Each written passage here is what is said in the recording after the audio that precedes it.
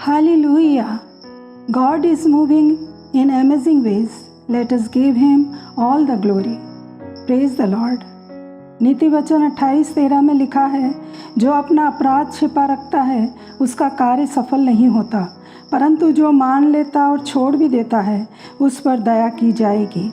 दाऊद भजन 32 में अपने पाप के कारण बहुत व्याकुल और बेचैन है, इसलिए वो अपने पाप को मानकर परमेश्वर के सम्मुख पुकार उठता है। जब मैं चुप रहा तब दिन भर कराहते कराहते मेरी हड्डियां पिघल गईं, क्योंकि रात दिन मैं तेरे हाथ के नीचे दबा रहा और मेरी तरावट धूप काल की सी झुर्राहट बनती गई। जब मैंने अपना पाप तुझ पर प्रकट किया और अपना अधर्म न छिपाया, तब तूने मेरे अधर्म और पाप को क्षमा कर दिया। भजन 51 में भी वो अपने पापों की क्षमा के लिए प्रार्थना करता है।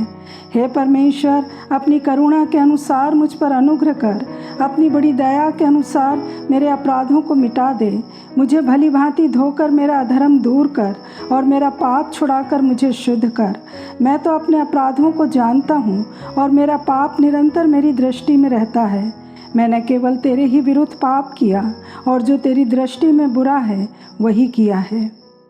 पाप करना, अपराध करना मनुष्य के मन और जीवन की वास्तविकता है, परंतु बाइबल पापों की क्षमा के लिए पश्चाताप और प्रायश्चित की भी बात करती है।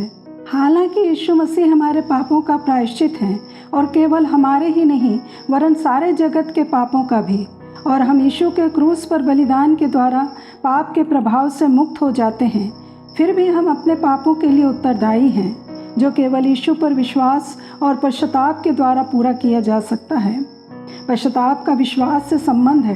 प्रभु यीशु में विश्वास ही वह आधार है जिस पर सच्चे पश्चाताप का निर्माण हो सकता है। अगर हम सच में पाप से दूर रहना चाहते हैं तो उसकी ओर देखना चाहिए जो हमारे उद्धार का स्रोत है। यीशु मसीह ने मनुष्य के पापों का भुगतान करने और परमेश्वर के न्याय को संतुष्ट करने के लिए क्रूस पर अपनी इच्छा से हमारे लिए अपने आप को बलिदान किया। यदि उनका पाप रहित जीवन ना होता तो पापों की क्षमा नहीं हो सकती थी। पश्चाताप एक आंतरिक भावना है। प्रभु अंदर से बाहर की ओर काम करते हैं, दुनिया बाहर से अंदर की ओर काम करती है। संसार अपने परिवेश को बदलकर लोगों को बदलता है, परंतु प्रभु यीशु लोगों को बदलते हैं और फिर लोग अपने परिवेश को बदलते हैं। दुनिया मानव व्यवहार को आकार देती है, लेकिन मसीह मानव स्वभाव को बदलते हैं। मसीह मनुष्य को बदलते हैं और बदला हुआ मनुष्य संसार को बदल सकता है। तो सच्चा पश्चाताप करने के लिए हमें सबसे पहले ये समझना होगा कि सुसमाचार की योजना ही खुशी की योजना है। शैतान द्वारा इस धारणा से धोखा दिया जाता है कि परमेश्वर की आज्ञाएं स्वतंत्रता को प्रतिबंधित करने और खुशी को सीमित करने के लिए हैं। उन जंजीरों की तरह हैं जो उन गतिविधियों से रोकते हैं जो हमें जीवन में सबसे ज़्यादा मज़ेदार लगती हैं, सबसे ज़्यादा आनंद देती हैं। लेकिन सच इसके बिल्कुल विपरीत है। सुसमाचार के द्वारा लोगों को आनंद की परिपूर्णता तक लाया जाता है, जिससे हम सच्ची खुशी और आनंद पाते हैं। परंतु परमेश्वर के नियमों का उल्लंघन दुख, बंधन और अंधकार लाता है। मसीह का कार्य सबसे पहले और सबसे महत्वपूर्ण है उन शक्तियों पर विजय जो मानव जाति को बंधन में रखती हैं, और वो है पाप, मृत्यु और शैतान। गलतियों 1:4 के अनुसार मसीह ने अपने आप को हमारे पापों के लिए दे दिया, ताकि हमारे परमेश्वर और पिता की इच्छा के अनुसार हमें इस वर्तमान बुरे संसार से छुड़ाए। पश्चाताप में केवल कार्य और व्यवहार में परिवर्तन नहीं, बल्कि हृदय में परिवर्तन शामिल है। 2 कुरिन्थियों 7:10 के अनुसार, क्योंकि परमेश्वर भक्ति का शोक ऐसा पश्चाताप उत्पन्न करता है जिसका परिणाम उद्धार है, और फिर उससे पछताना नहीं पड़ता, परंतु संसारिक शोक मृत्यु उत्पन्न करता है। ईश्वरीय दुख को ऐसे दुख के रूप में परिभाषित किया गया है जो हमें पश्चाताप की ओर ले जाता है।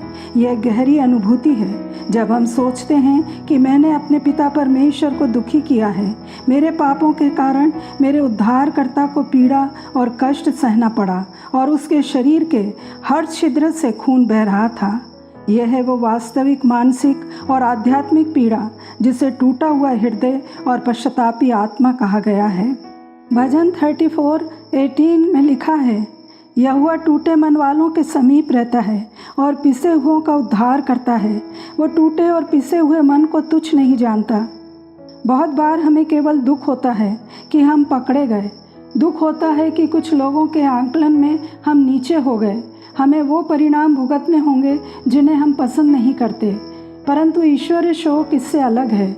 ईश्वरीय शोक हमारे पाप के आयाम को देखता है। पाप केवल एक दुखद बात नहीं है। पाप परमेश्वर को क्रोधित करता है। वह परमेश्वर के लिए अपमानजनक है कि हमने उसके नियम का उल्लंघन किया है, उसके प्रभुत्व को अस्वीकार किया है और उसके स्थान पर खुद को परमेश्वर बना लिया है। ईश्वरीय शोक पाप की पूरी पापपूर्णता को पहचानता है और पश्चाताप की ओर ले जाता है। पाप से मुड़ता है और मसीह में पाप के लिए क्षमा पाता है। हमें इस शोक में डूबे रहना नहीं, बल्कि विपरीत दशा में चलने के लिए खड़ा होना है। पश्चाताप मन के आंतरिक परिवर्तन से शुरू होता है, जो जीवन के बाहरी परिवर्तन की ओर ले जाता है। मन का आंतरिक परिवर्तन बेकार है यदि उसके साथ जीवन में बदलाव नहीं आता, और बाहरी परिवर्तन और जीवन में बदलाव तभी मूल्यवान है जब वे हृदय और मन के आंतरिक परिवर्तन से आते हैं। हम चाहे जितना अच्छा गा सकते हैं, प्रार्थना कर सकते हैं, प्रचार कर सकते हैं, लेकिन यदि अंदर से नहीं बदले हैं तो वो पश्चाताप नहीं है। ये गतिविधियाँ, ये एक्टिविटीज़ हमें खुशी नहीं दे रही, बल्कि अपराध बोध पर अपराध बोध ला रही हैं। तो हमें पापों से पश्चाताप कैसे करना है? हम कैसे पापों से पश्चाताप करें? यीशु हमको दोषी ठहराने के लिए नहीं आए, पर हमें शुद्ध करना चाहते हैं। वो हमें छोड़ने के लिए नहीं आए, पर हमें गले लगाना चाहते हैं। पश्चाताप केवल दुखी होकर रोना नहीं है, ये जीवन की दिशा को बदल देना है। इस दिल की दशा को परमेश्वर के सामने पूरी तरह समर्पित कर देना है, जो हमारे पापों को मिटा सकता है और हमें बिल्कुल नई जिंदगी दे सकता है। हमें अपने पाप को पहचानना है। जब तक हम अपने पाप को ना पहचानेंगे, तब तक हम उससे छुटकारा नहीं पा सकते। अपनी आत्मा पर लगे दागों को स्वीकार करना होगा। दुनिया हमें सिखाती है कि अपने पापों को छिपा लो, दूसरों को दोष देकर उन्हें छोटा कर दो या तर्कों से उन्हें ढांप दो। पाप बड़े बड़े अपराध, झूठ बोलना, चोरी करना ही नहीं है, परंतु पाप वो चीज़ है जो हमें परमेश्वर से अलग करती है। ये वो घमंड है जो हमें परमेश्वर के सामने झुकने नहीं देता। ये वो जलन है जो हमारे मन को जहर से भर देती है, जो बीते हुए कल को आज तक बांध रखती है। पाप वही नहीं जो हम करते हैं, परंतु पाप वो भी है जो हम परमेश्वर से अलग होकर बन जाते हैं।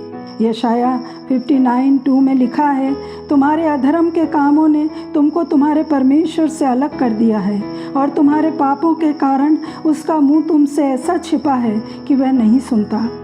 यही कारण है कि हम अपराध बोध महसूस करते हैं। हमारे मन में एक खालीपन आ जाता है। पैसा, पद, सम्मान उस खालीपन को नहीं भर सकता। इस टूटे रिश्ते को हम अपने प्रयत्नों से ठीक करने की कोशिश करते हैं। यदि मैं चर्च जाऊं, बहुत प्रार्थना करूं, दान दूं, उपवास करूं, अच्छे काम करूं, तो मैं पापों को ढांप सकूंगा। परंतु कोई भी मनुष्य के प्रयास पापों को मिटा नहीं सकते। केवल यीशु का लहू ही हमारे पापों को मिटा सकता है। इसलिए अपने पाप को पहचानना है। वो हमारे अंधकार में स्थान को दिखाएंगे, इसलिए नहीं कि हमें दोषी ठहराएं, पर इसलिए कि हम परमेश्वर की दया पा सकें। कई बार मन को व्यस्तता से भर देते हैं। दुख को दबाओ ताकि परमेश्वर की आवाज़ को अनसुना कर सकें। परंतु पाप का अंगीकार करना परमेश्वर के सामने सत्य कहना है, जिसे परमेश्वर पहले से जानते हैं। यदि हम अपने पापों को मान लें तो वह हमारे पापों को क्षमा करने और सब अधर्म से शुद्ध करने में विश्वास योग्य और धर्मी है। यदि उजाले में लाएंगे तो वो धो देगा। कुछ सोचते हैं चुपचाप रहें तो ये काफ़ी है, परंतु ये भीतर से तोड़ देगा। परमेश्वर नहीं चाहते कि उस बोझ को जीवन भर अपने ऊपर लादे रहें। वो चाहते हैं कि हम स्वतंत्र हो जाएं। ये स्वतंत्रता अंगीकार से शुरू होती है। मैंने पाप किया है, ये पश्चाताप नहीं। क्षमा मांगते हैं पर अपने मार्गों को छोड़ते नहीं, ये धोखा है। परंतु प्रियो, हमारे लिए खुशखबरी भी है कि परमेश्वर हमें छोड़ते नहीं, अभी भी हमारे साथ काम कर रहे हैं। हमें ये अकेले नहीं करना है। मसीह हमें सामर्थ्य देते हैं। यात्रा में हम अकेले नहीं हैं। पर एक समय में 2 दिशाओं में नहीं चल सकते। कौन सा पाप है जिसे छोड़ने में मुश्किल हो रही है? प्रभु से कहें तो पूर्ण रूप से क्षमा पाएंगे। क्षमा तो आरंभ है, अब फिर पाप मत करना। जीवन अकेले नहीं जीना है। परमेश्वर पिता की उपस्थिति और मसीह यीशु का प्रेम और अनुग्रह हमारे साथ सदा बना रहेगा। यीशु मसीह के नाम में आमीन।